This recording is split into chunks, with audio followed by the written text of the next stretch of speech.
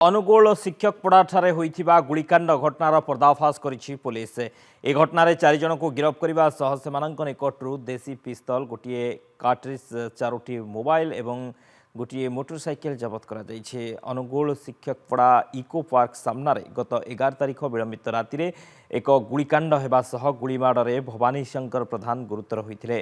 तांको बंधु विश्वजित मित्रंकु मध्य दुर्बृत्त माने लुहा रड्रे आक्रमण कर आहत करथिले। एही घटनार तदंत करी पुलिस दुई भाई मानस मल्लिक, धर्मेंद्र मल्लिक, सौभाग्यनगर दिलीप मल्लिक और केन्द्रापड़ार शुभम राउत को गिरफ करिछि। एही घटनारे 4 अभियुक्तों को पुलिस गिरफ करी कोर्ट चालाण करिछि।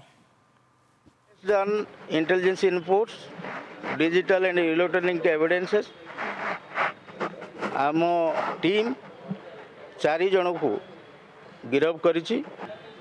व्यवहृत होइथिबा मोटरसाइकेल बुलेट जबत होइछि, 4टी मोबाइल जबत होइछि, गोटे एम्प्टी कार्ट्रिज आ गोटे लाइव कार्ट्रिज जबत होइछि।